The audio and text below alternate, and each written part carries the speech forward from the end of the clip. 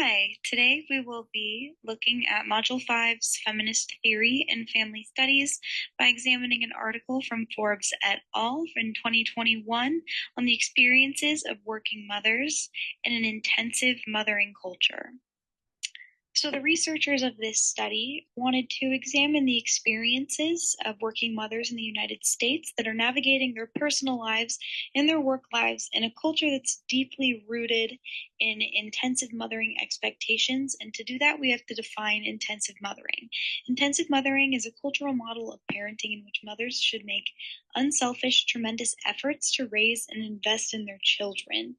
They also want to understand why this culture of intensive mothering still persists, despite modern feminist views and expectations regarding women in the workforce or changes in gender roles that we currently have in 2021. So to do this, they got 15 participants, heterosexual, cisgender mothers that are all working full-time. They are all over 18 years old with children of under 18. The method that they used, they did interviews, 2 interviews, an initial interview and a follow-up interview. This initial interview was in person or over the phone.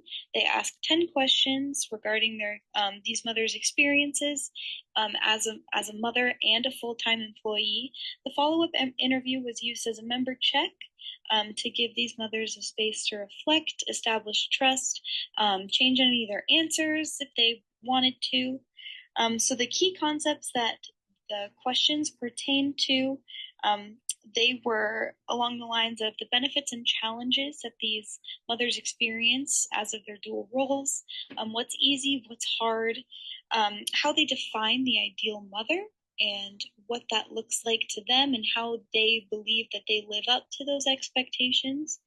How do they separate and integrate mothering from or into their work responsibilities? Where do they draw those lines? How do they cross them?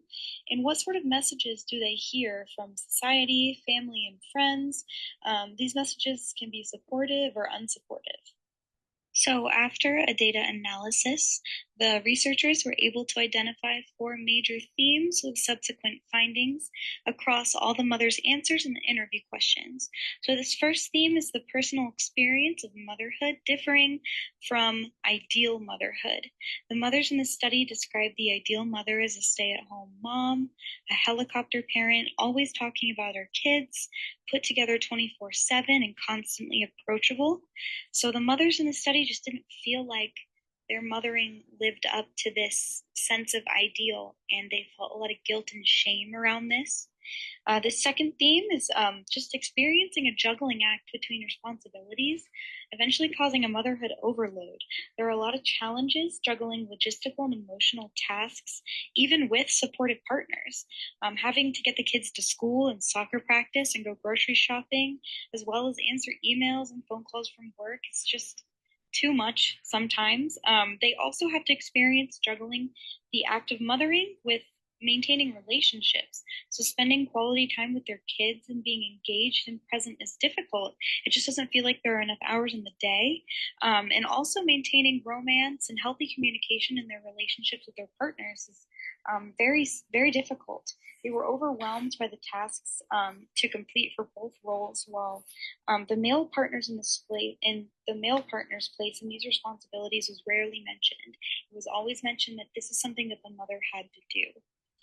This third theme, they just were experiencing a lot of double standards based on their gender. There's this expectation that the woman should do everything by themselves without asking for help.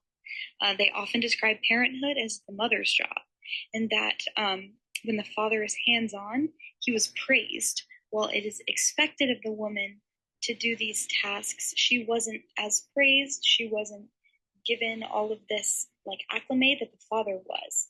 And it got to the point where the woman was experiencing a mental breakdown associated with asking their partner for help. And even husbands who had flexible schedules still left most of the tasks, the everyday to-do list, to the mother. And these mothers just felt a lot of pressure from society saying that they needed to do it all. And they felt guilty when they had to ask for help or their partner intervened. There's also this theme of experiencing physical and emotional consequences of having to defer their own needs to complete all of their tasks as a working mother. These mothers often had to set boundaries, be flexible, and make really hard decisions about how they were going to spend their day.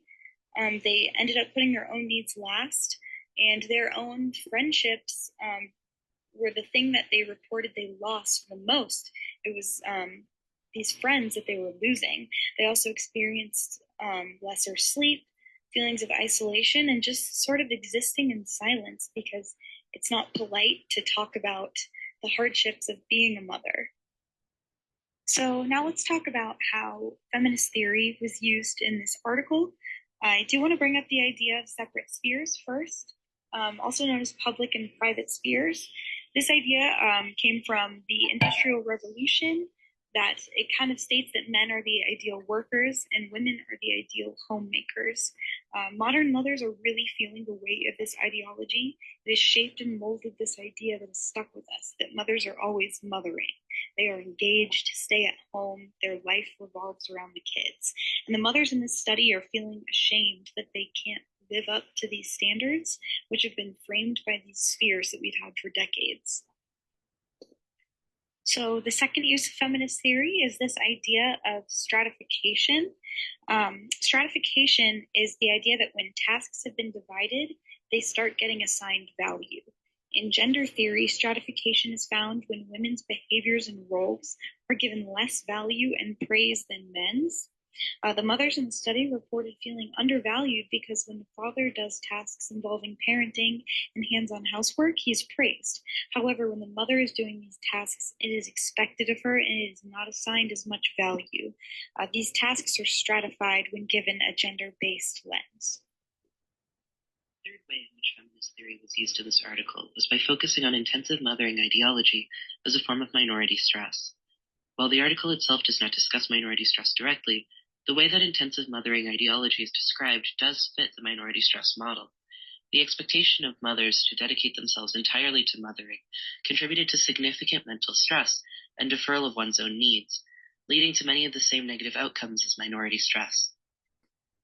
Feminist theory was once again used when the authors described challenging the status quo as a solution for the issue of intensive mothering ideology. Feminist theory focuses significantly on the importance of challenging the status quo by changing the societal views of women and the stratification of gender roles in society. This is done with the intention of creating a more equitable world.